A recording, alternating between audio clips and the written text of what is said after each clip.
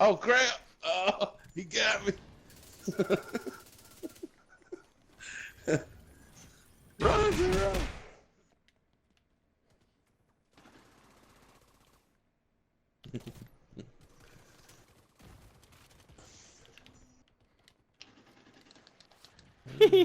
Uh, Come at me, bro. Come at me, bro. What's up, guys and gals, and welcome back to another Division 2 build video. If you happen to be new to the channel, then ground and pound that like and subscribe button, and don't forget to turn on post notifications, so that way you know each and every time a stream goes live or a video is uploaded. Hope you all enjoyed those little few clips of some PvP demonstrating this build. It's not demonstrating my more or less lack of or above average or average, whatever the ladder you stand on, PvP skills that I have, but more or less just to demonstrate what the build can actually do. In better hands, then you're going to receive better results, right? It's kind of more or less common sense. So, just for your average player, this build works out really well, and for the above average player with better PvP skills, then you're going to be doing even better than what you see in those clips. But also, if you want to see more of an extensive gameplay footage, then you can check out the live stream either later on this afternoon at 8 p.m. Eastern Standard Time, or check out last night's stream and also see it in action there as well. But anyways, enough of my rambling. Let's hop right into it, shall we? So as you can see, it is the P416 utilizing the Survivalist 3, 12, 7 Legos is our attribute set. And let's start with the weapons first. We have the custom P416 18.2K with Preservation. Killing an enemy repairs 10% armor over 5 seconds. Headshots improve the repair with Allegro and stop, drop, and roll. Well, I mean, it's kind of obvious. Preservation has its uses, especially when it's accompanied and synergizing along with other things that have to deal armor related, such as the patience on kneepads and of course the bloodsucker. So if you want something along this to help more or less survivability, so that way you can continue to increase and put down a lot of damage, then you can go this route. If you're looking just for more base damage and damage in general, then I have the P416 with Optimist. Weapon damage is increased by 3% for every 10% ammo missing from the magazine. It also has Allegro and Zen, and the attachments are basically the same on both. Accuracy plus 10 rounds, reload speed, and more accuracy. Now, when it comes to the magazine, I am currently still trying to get the blueprint for the plus 20 rounds, so that way I would have a base of 50 rounds instead of the 40. So the search continues.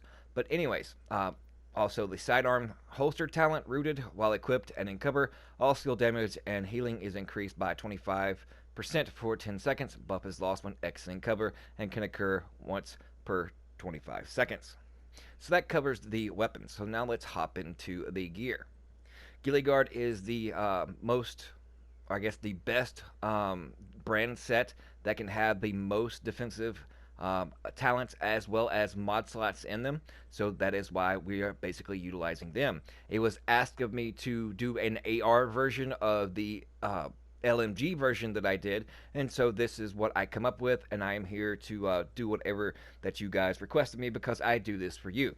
But anyways, on to the chest piece. On the attributes, 15% total armor, 6% weapon damage, 359 skill power, and it is of course the talents for the Ghillie Guard for having all three pieces. For one piece, it's 5% total armor, 20% hazard protection for 2 pieces, and 3 pieces, 15% pulse skill power. So getting the 5% total armor just for having one piece, plus that 15% total armor for a total of 20% armor just on that alone. But if you move down to the mod slots, you can see that we also have a defensive mod slot with 5107 armor and an additional 3% total armor. So total armor just in percentage based values brings this one piece up to 23% total armor. And then you add on the other factors. 1619 armor on kill, 1047 armor regeneration, 4% health regen, and then 6879 health. And of course, we are utilizing Bloodsucker. I really like Bloodsucker. I prefer it over Unstoppable Force because Unstoppable Force actually requires you to get a kill in order for it to proc. Bloodsucker, more or less, you strip away an enemy or NPC's armor, and in turn you get a bonus stack armor, and as you can see, 25%. So one stack is 25% of my 317k armor. It lasts for 10 seconds, and you can stack it up to 6 times. So let's just say, for instance, you got 4 stacks, which is 100%. So if you got 100% bonus armor stacked on to this particular armor that I have now, then basically you are going to be sitting right around 640 something K armor. And that's just with 4 stacks, and you can have up to 2 more. And when you're doing enough damage, especially when you can down an NPC or even a player within one clip and then switch to your secondary, or you can reload really fast and within 10 seconds you can get multiple kills. So realistically, you can expect to at least have 2 to 3 stacks on at one time. Now you can have it stacked up to 6, but you want to be realistic in looking at it, and you have to take in your base damage in consideration, and actually whether you're facing NPCs, whether it be by purple or named or elites or other players. So with the time to kill increased, or extended for when it comes to PvP, then basically you can, I guess, have the realistic expectations of at least getting 2 stacks for the most part while engaged. If it's a 4-man group and there's just 2 of you, as you've seen in some of the clips, or you're solo, when I proceed to wipe 3 other agents, you can see the actual armor that was stacked on me. So it really comes in handy with survivability, and especially when pesky NPCs are afoot and are doing insanely amount of damage to you as well. But anyways, moving on.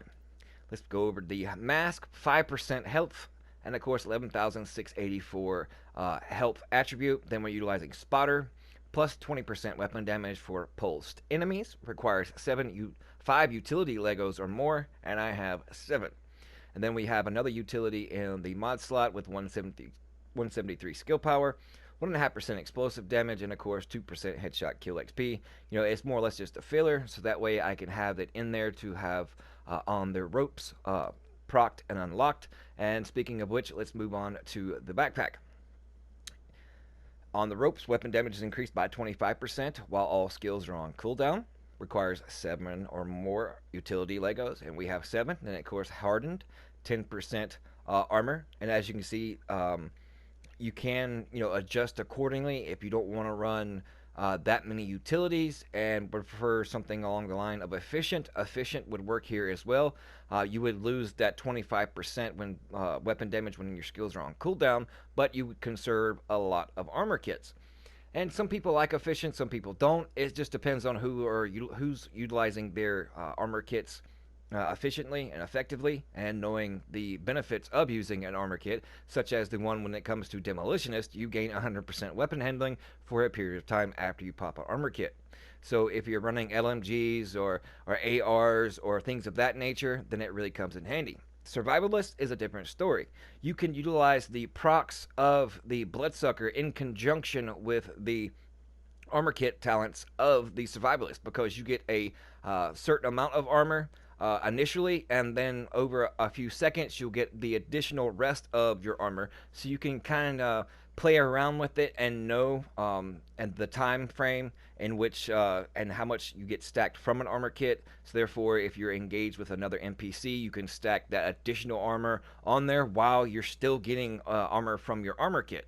So in certain situations, it can come in really, really clutch, especially if you're getting beamed by several agents at one time.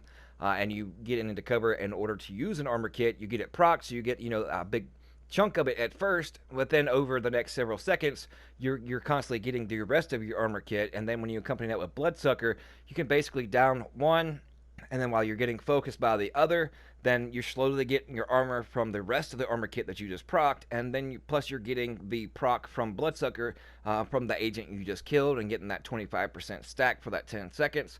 And then as you start shooting the second player, then you rip his armor off, and then you get another stack. So it definitely increases your survivability. But anyways, moving on to the defensive mod, we have 96 armor, 3% total armor, 5% health regen, 90% skill power, 3% explosive damage, and 2% grenade damage. Now on to the gloves. 65 health, 11% assault rifle damage, and of course we are utilizing compensated. Weapon damage is increased by 15% when your critical hit chance is below 20%. 3 or less offensive Legos, and I have 3 exactly. And then of course another filler utility mod by way of 74 skill power and 4% explosive damage. So as you can see, just like the LMG build, you have a consistent pulse up more or less to get that 20% damage, and then once it's on cooldown, and then more or less you drop your little green pools by your chem launcher, and I have extra ammo in mine for that, so that way I can drop them, have both skills are on cooldown, and get that 25% weapon damage from on the ropes. And someone will be like, well, why can't you just, not even use spotter or use a different talent, or, just kind of get away from that whole thing, and just so that way you can just utilize on the ropes. Well, I personally like spotter instead of having both skills on constant cooldown to have a constant non-stop 25%, because spotter actually has its uses, especially if you're in the ODZ, and it's at dark and you're manhunt or you're rogue, or when that actually comes in, or you're expecting players to come and you don't have no signal or sign that they're approaching you. You don't know if they're lurking in the shadows, hiding around the corner, just waiting for you to engage a landmark, and then they proceed to shoot you in the back, once that landmark is engaged. So whatever the situation and the scenario is, if you pulse, then you're going to know if someone is lurking, like, say, behind a building or something, just waiting for you to engage a landmark. So it does definitely have its usage.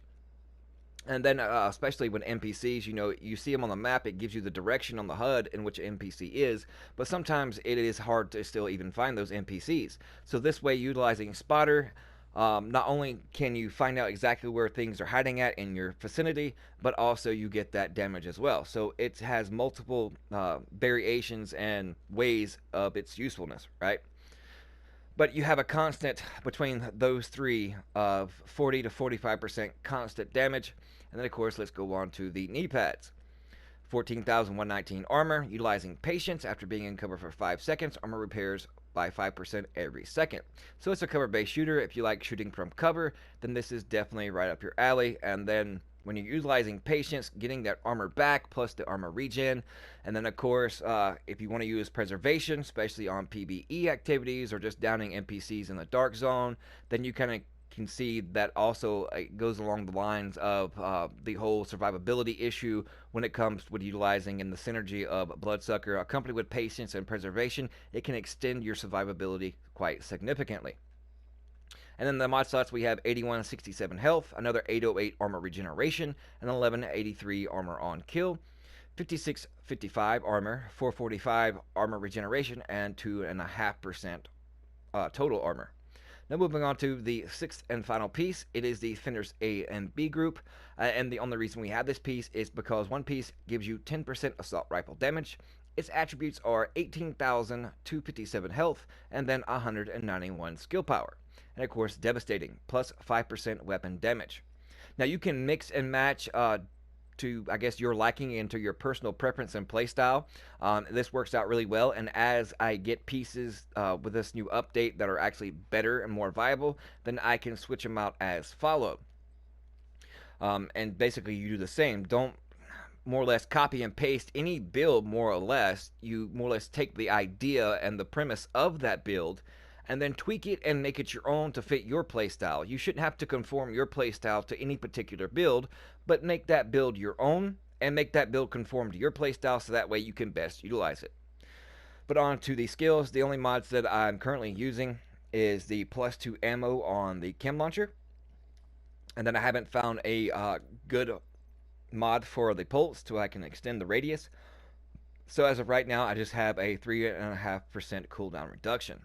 But I hope you guys enjoyed it. Let me know your thoughts and your comments as far as what you think about the current 3.0 update that just dropped yesterday. What are your thoughts on the raid, etc., etc. And I love engaging with you guys, and I appreciate all the love and support.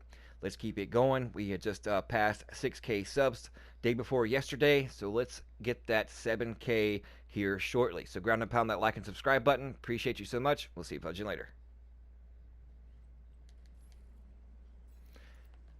Clarify.